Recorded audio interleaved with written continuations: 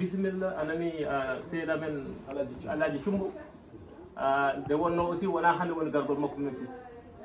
eyyi donc kala mo aranɗo aussi haqqille mum nanɗo ko enen foof wonɓe ɗo ɓe hande hollirdi vraiment no Memphis darori Memphis mi tan wonno ko hoore wotere machallah donc ɗum ɗo ko yettere Allah eyyi ko heddi ko no mbimi ni haalaka jarani hewde nde wonno enen foof eɗen gandi ko woni miijoji amen woni daranade vraiment Memphis daranade aussi yimɓe amen wonɓe en goppi caggal eyyi so ɗum ɓenni woni mbiya tan bisimilla ela cumbo eyyi eɗen mbima aussi vraiment ɗo ko wuuro ma kala ko ganduɗa ne wawi waɗede anani ko an andi ko haajuma ko a andi ko adduma ɗo guila noon bandiragal ha ko ɓawɗa ɓamde foof so Allah jaaɓi enen mbawi wadde to koɗe komin mbawi wadde min mbaɗa min noraw hen eyyi so ɗum ɓenni tan ko eɗen jogui aussi seelaɓen ɗo ɓe ganduɗa ne gaari ɗo tawtude en ko wayno comme président amen Gora Sow emin jinno tan hokkudemo konngol haɗama en tout cas ƴetti konngol kanko ne a waɗi hen ko jubbe hen nde wonno Memphis manam ko mirtude oto ko yimɓe fof kawri ɗo e on calminama on juurama. Je vais parler en français, je pense que c'est beaucoup plus adéquat pour tout le monde. Parce que ni fi dégg wolof xëy na bariwul wala suñ ko déggee wolof xaw naa dënd. Au nom de la communauté de Memphis, je vous souhaite le bienvenu. Et vraiment c'est un honneur pour nous et voir comment Memphis est soudé. Il y a une forte communauté ici à Memphis et de cela au nom de et à mon nom propre, je vous souhaite le bienvenu à Memphis et j'espère que vous allez nous dire exactement le but de votre voyage ici à Memphis et qu'est-ce que vous pouvez amener pour nous au sein de la famille en Afrique. Donc je vous remercie de votre visite. A jarama min calminima min beltanimama kadi hamin mbiyama bisimilla ma ko gumminɗa ko so taw ko nafoore communauté o e ko ɗo gummiɗa ɗo par ce que nde wonon ɗo e kalani ɗo haala programme leydi kalten ɗo d' abord commune Dabiya e ko ɓillo e ko takki ɗum e nde wonnon commune enen Fuutankoɓe walla enen Sénégal naaɓe hono moɗon en cohla hen sukaɓe ummotoɓe en ƴetto relève hamin jahori minen diaspora o nomin mbayni ko noon mbaɗon darde amin ɗo daron ɗon toon bandiraɓe kala ko nafata ɗo gonnon ɗo yimɓe mbawa yiide hen koye muɗumen so Allah newni inchallah kala ko gadduɗon ɗo kala ko watte hen diaspora ne pari walluɗo hani taw hande ko meeting mbannoɗen hani taw meeting wonno wuuro ngo fof ma ar jaɓɓo ma ko noon Memphis wayi ko ɗum woni doole Memphis ɗum ɗon noon onon gandi ko jiɗɗon onon jeune uji politicien ɗi mbatta haqqillaji mon e diaspora ne feewi wona noon tan Fouta an yimɓe kewi leñol ngol wawa nafden enen tan enen fof Sénégal fof jehen jaren kala ɗo tawɗen goɗɗon ganden enen fof jiiɗi yimmo e baba ballotiren jaggotiren aɗa faami kala diaspora garɗo abine noon an élection ngaji local ɗi ko an adere ɗo do haaso amin dokkata te so Allah jaaɓi sona taw ko bande mo ɓurɗa ɓattirde ɗum kam ala homo mbawi hen kono minen kam ko an min don to par ce que an ari amin teddinirem ñaagui Allah yo Allah walle yo Allah newno jiiloɗa ko kadi sa heeɓi yo Allah waɗi hen barke hokkuma fandinde daña hen kala ko neɗɗo dañanno teddugal no mamiraɓe cimboɓe ardunoɓe ganduɗa hoore ma kan hande ɓe garnoɓe dañi ɗon teddugal ha jooɗi ɗon ɓe Allah hokkuma ngal teddugal eyyi ɗum ɗon assalamu aleykum.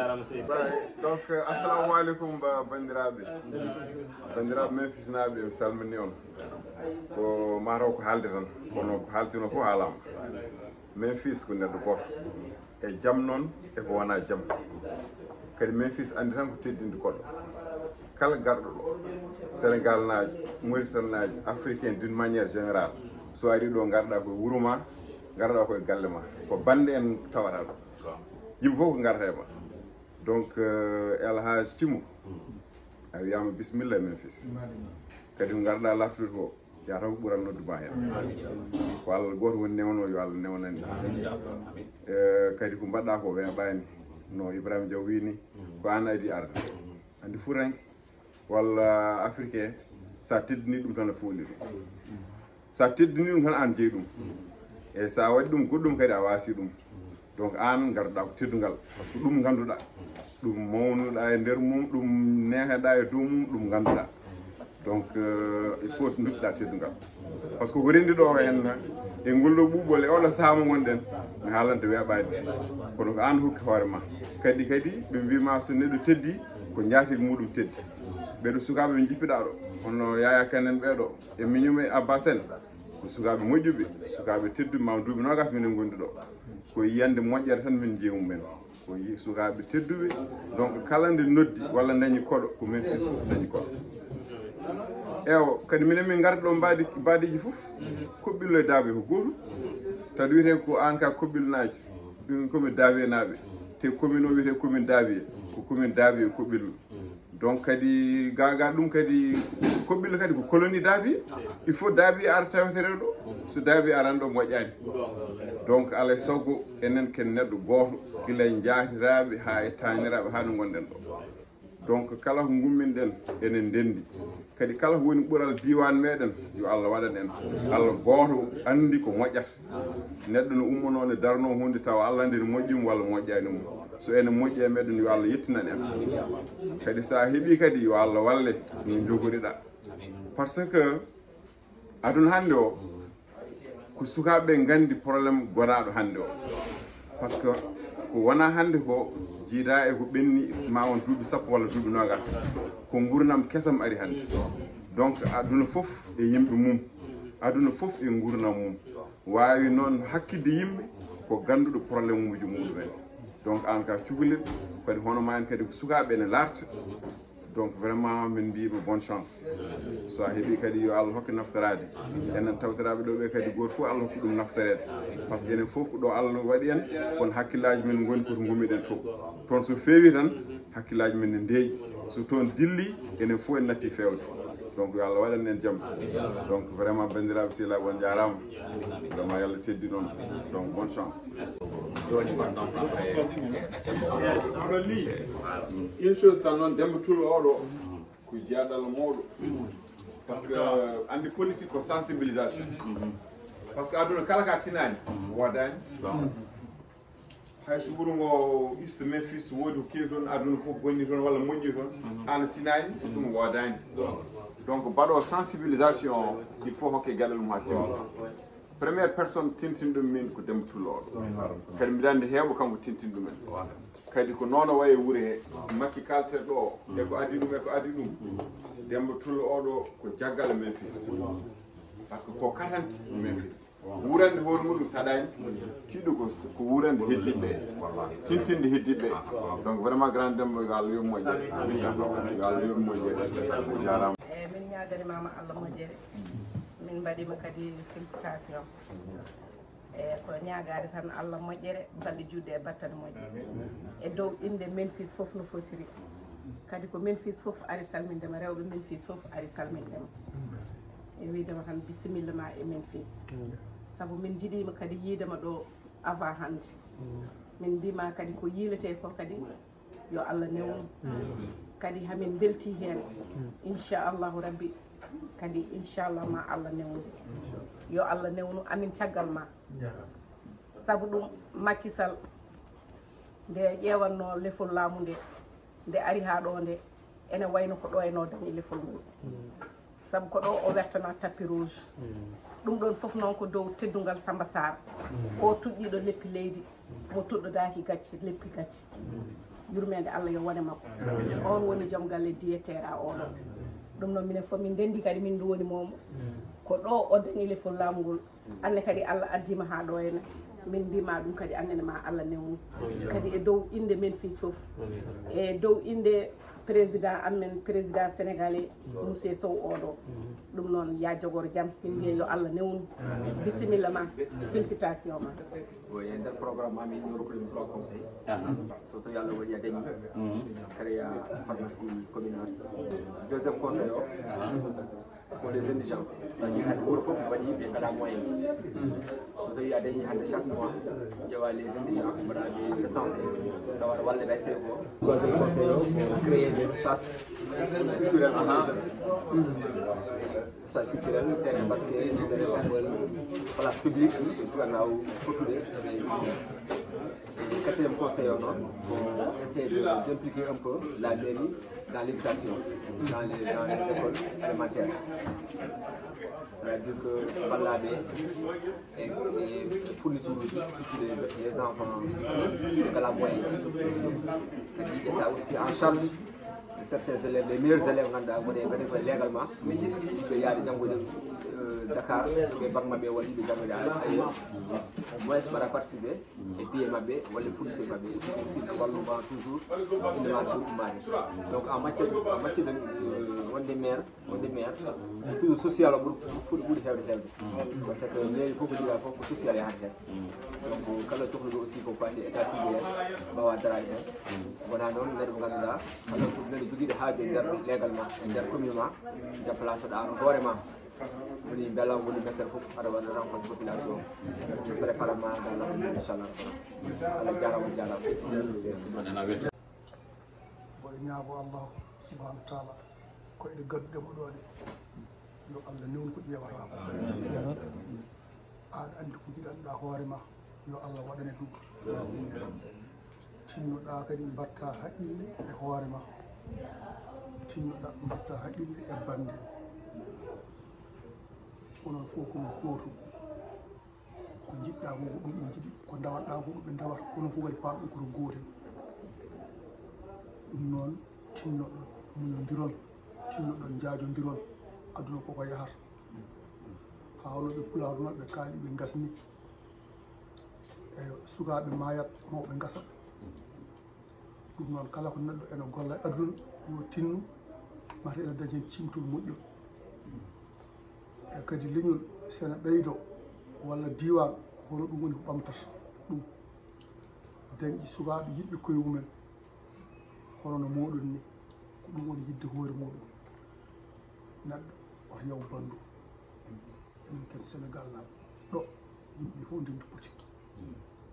kala kene kewa ala o ko haalpulaar ala o ko jolof ala o ko jaw ala ko soose ala ko joola yimɓe fof ko gootum enen Fuuta fof ko gootum nde taw noon hay so en jiidirani toon ɓe dartoɗa to koye ɓiɓɓe amen sukaɓe amen ko wayno Daoud Mamadou Dia ko ɓiyam ngaddat ɓiyam ngaddat so a yimi salminima de passage ɓamma ko haamide tinno ɗum no feewi ɗo ala ceeral daabi e koɓel fof gooto cilo fof gooto minen fof komin gooto jaame jamol minen ndendi ha yetti fof Sénégal kadi Allah ɓuuri seedade kala garnoɗo ɗo ko minen fof ndendata so o darima tan min daroto walla o daro min daro min teddina ɗum eyi hamin ñaago Allah noon ngal ɗo teddugal e ngal ɗo gal oto won wattan hono wattan tinnoɗa e hoore ma tinnoɗa e bande en tinnoɗa e région tinnoɗa e leydi moɗon eyi ganduɗon ndi minen ko caggal Allah caggal mumin goni sago amen tan ko yo Sénégal yaaru yeeso sago amen tan ko Sénégal yo won neɗɗo gooto ɗum tan min ñaagoto Allah ɗum jinnoɓe yettinde noon jammo jengi minen min mbaynima oɗon jarlo oɗon jaafo bisimilla makko ɗo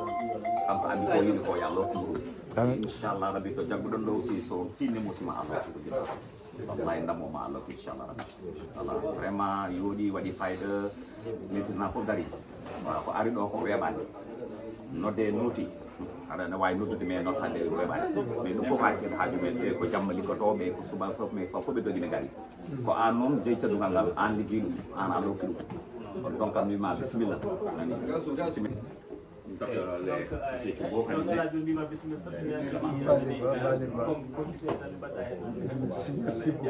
merci o Allah jarama on jarama ko adi fof d' abord ko yettude vraiment kono ɓe mbini noddude saɗani sani ko noddude noon Allah waɗi kadi garɗen koye saaha golle wona weekend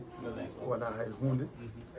e onon fof gacci haajuji moɗon e hammuji moɗon ɗon gari vraiment ko wadde on remercier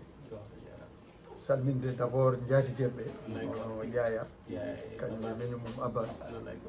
koɓe badiraɓe wone fannu mboɗo salmina kadi no mbiɗa ni mawɗo Demba Tulla ko baba men moƴƴo eyyi wona ɗum fof ko salminde toute la communauté gonɗo ɗo fuɗɗorade noon e commune mo Dabiya mo jeeyami o Dabiya Koɓɓillo e guure sappo e jeegom ɗe fof mboɗi salmina kadi président Doro Sow ko weltade no feewi hande e tawtoreɗemo coordinateur meɗen APR Mamadou Pam onne salminama juurama Chérif tanum nulaɗo Allah sallallahu alayhi wa sallam so tawama ɗo henne kadi ko mawniraɓe vraiment mi weltima no feewi ko woni ɗo ko vraiment ko hunde mawde min wona hande men mi arde men hande woni deuxiéme fois mi ari ɗo en 2012 mi arino ɗo wona politique adduno kam ɗo wona ko tan arde ƴewde bandiraɓe kono mi heeɓino kadi réception donc hande so tawi mi arti ɗo henno koyeɗe goɗɗe ga arde salminde arde aussi yinirde bandiraɓe yinirde e communauté gonɗo ɗo hen e nder Memphis yinirde e commune mo Dabiya vraiment ko yetterama en calmini bandiraɓe rewɓe ko wiide on tan Allah jarama on jarama no fewi min ene gasa taw wonɓe gandumi ɗo henne wonɓe gandunomi kono hande kadi ɓeydima yaaji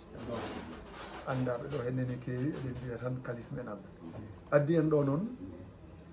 ko andude diaspora ha tengte e Memphis andude apport mo gaddoton e communauté sénégalaise hande kala ko moƴƴi e leydi ndi kala ko moƴƴi e Fouta sikki ala rewi koye juuɗe ɗanniyankoye halpurde ɓen jogui konngol ɓe mbiyatno ko ladde donc wuuro weeli ladde jarama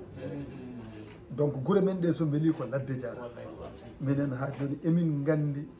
ko diaspora ko ɗanniyankoɓe mbaɗi représenté e nder communauté meɗen guila e nder galleji meɗen ha e nder mouvement associatif kala ko waɗa feewi moƴƴi ko joni kay puɗɗiɗen yiide ni seeɗa e junngo laamu e secteur aji développement kono eɗen gandi enen Fuutankoɓe surtout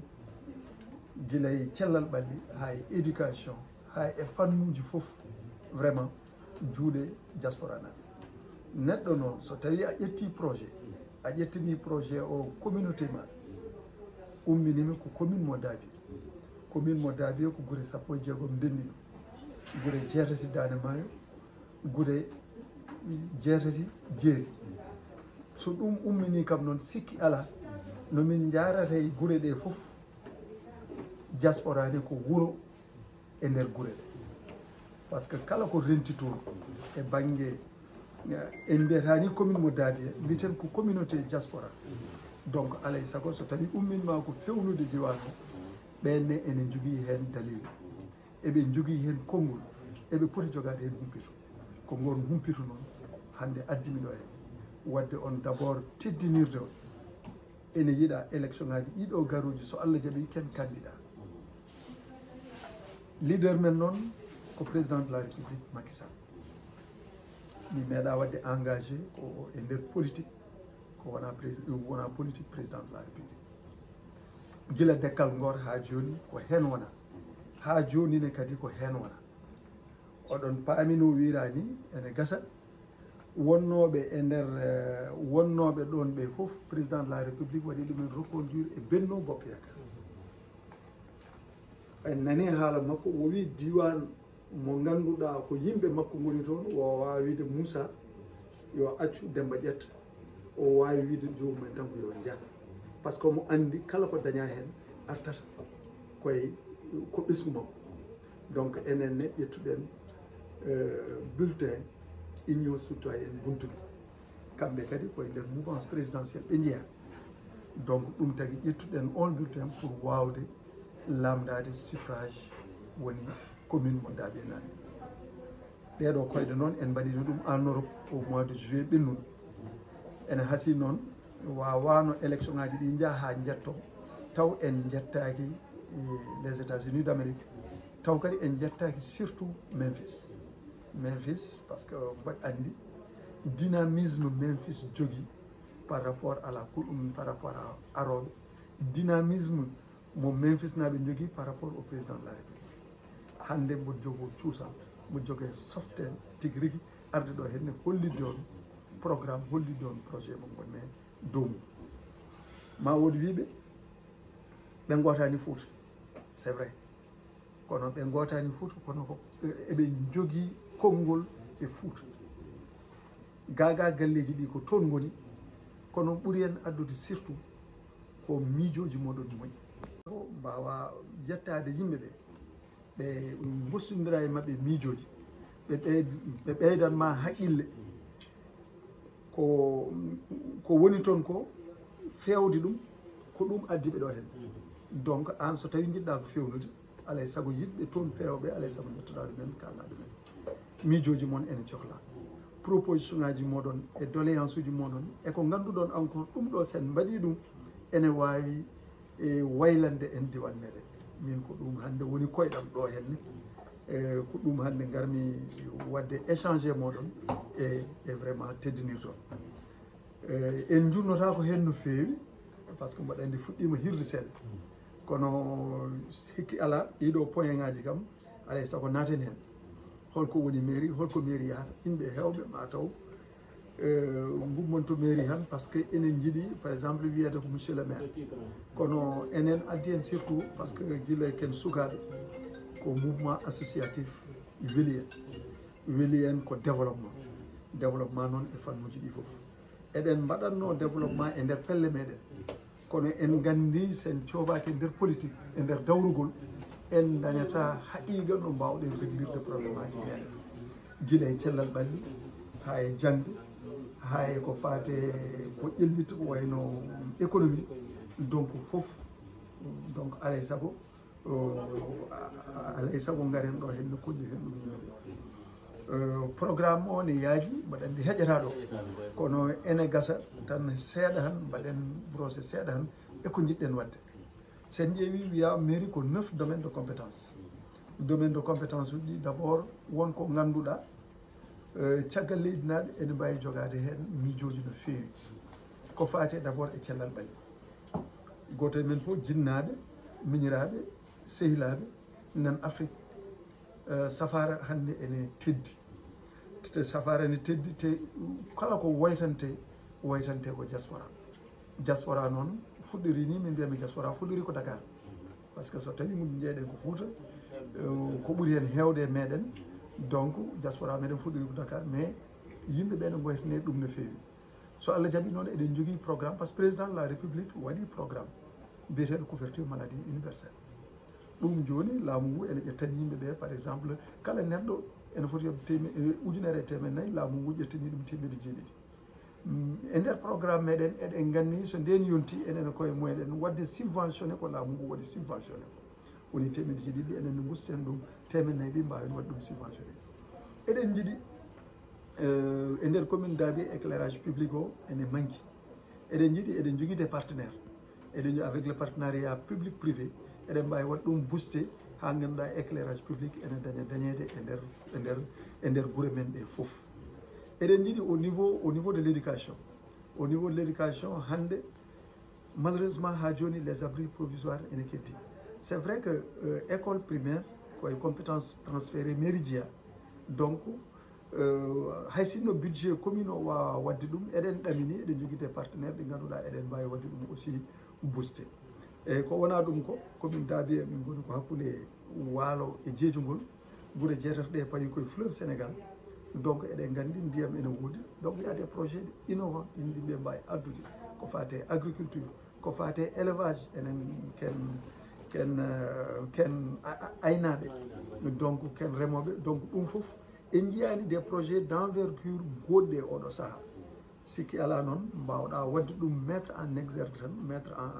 en œuvre ko so tawi Allah hokki en lefol laamugol e ɗum tagi noon mbiɗen eɗen mbaɗa hen brosé seeɗa han kono en mbawa woddoyde hen won noon no mbimi ni fuɗɗimirten ko wadde on d' abord ko wadde on remercier e wiide on encore ko gonɗon ko jokke e muɗum ko hunde moƴƴere par ce que l'union fait la force yiyama ɗo henne guure dentuɗo ɗo henne ɗe fof walla leyɗele ene wawi wiyede Sénégal e Mauritanie donc mboɗo waɗon félicité et encouragé on cohésion mboɗo wiya on encore d'aller plus loin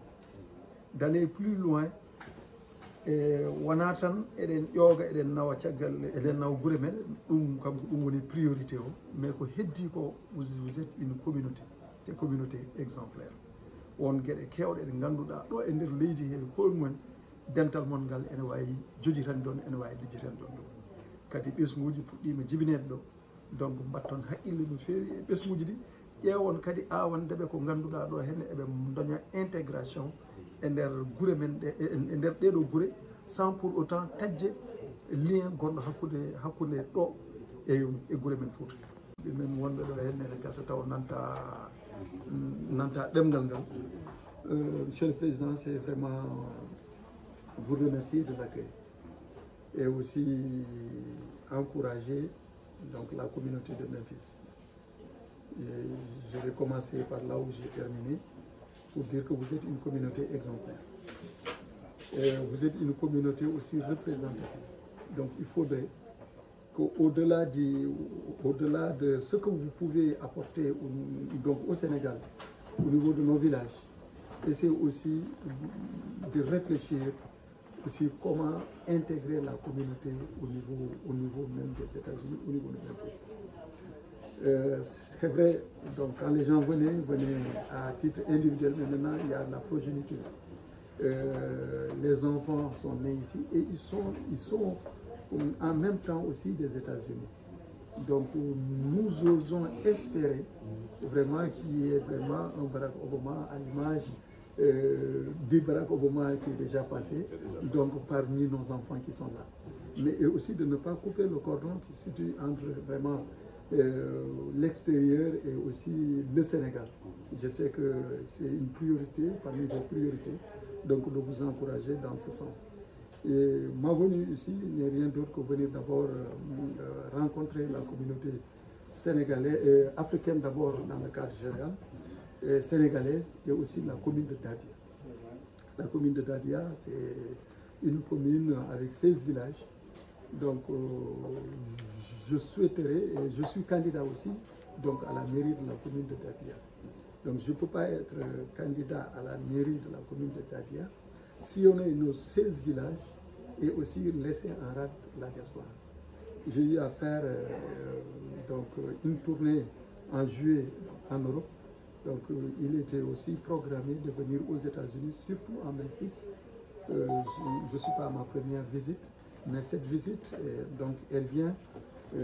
juste à l'approche donc des élections législatives, et donc les élections municipales. C'est surtout venir pour informer, sensibiliser et aussi recueillir des conseils, des propositions, donc qui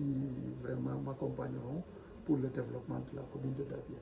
Je sais que vous avez une banque de données importante, des projets importants, donc c'est juste créer un link pour donc au soir du 23 janvier, si Dieu nous accorde la victoire, et Inch'Allah, il nous l'accordera, donc pouvoir revenir ici, ensemble, ficeler des projets de développement, donc avec tous les partenaires possibles, donc pour le développement de la commune de Dadia. Magnifier vraiment votre cohésion, et aussi, je sais aussi l'ancrage de Memphis, donc avec le président de la République, Macky Sall, que je ne viens pas en tant qu'opposant, mais je viens en tant que d'abord membre du parti, et que le président Macky Sall est mon leader. Et vous l'avez entendu parler donc, dans des zones où il n'y a que ces militants qui sont là-bas, ces responsables, il ne va pas choisir tel et laisser un autre, donc il va laisser tout un chacun aller. C'est dans ce sens que j'ai choisi Union citoyenne Buntubi pour en fait me représenter au niveau de ces élections. Donc je suis venu vraiment pour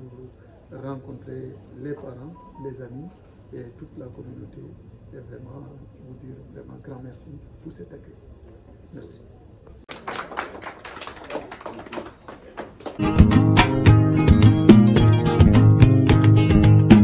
Teddungal so marima en to Allah ngal teddungal dasetake ronde te ay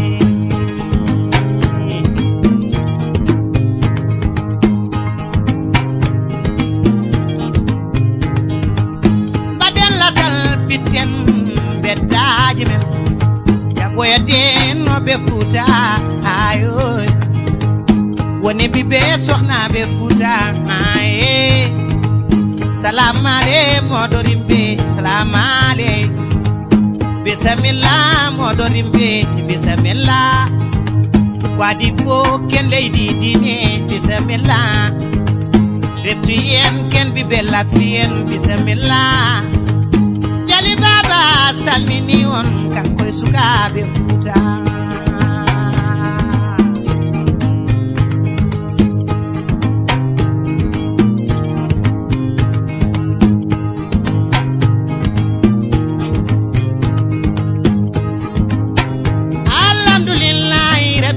Alamina Allah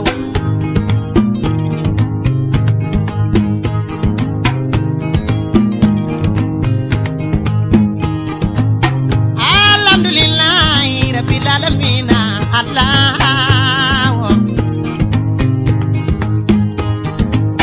utakoro kiko dunia ena anda Senegal no foti itande ma kala sa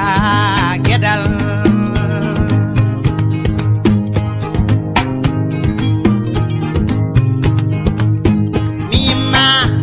wala mima lubal ala mima mom ci koni mima nyoldi mima yurmende ala mima yakare men yo mima bimenel dam batake zahir batine dunia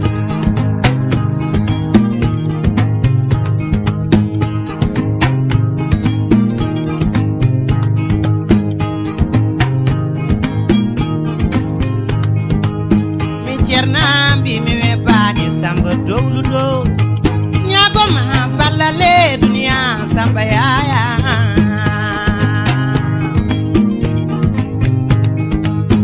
mi cerna bi mi webani samba dowludo nyago ma balale dunia samba yaya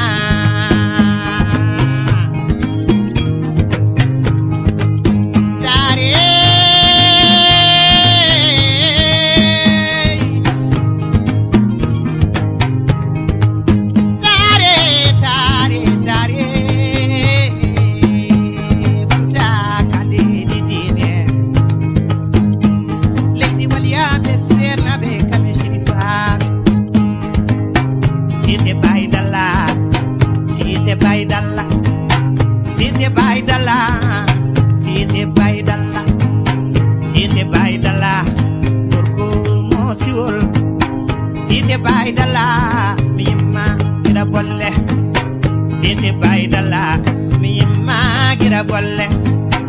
yaduma an donna welami golle ma sise donna welami sawoti jango ma won jewna ko ma won yewabe sise baydala we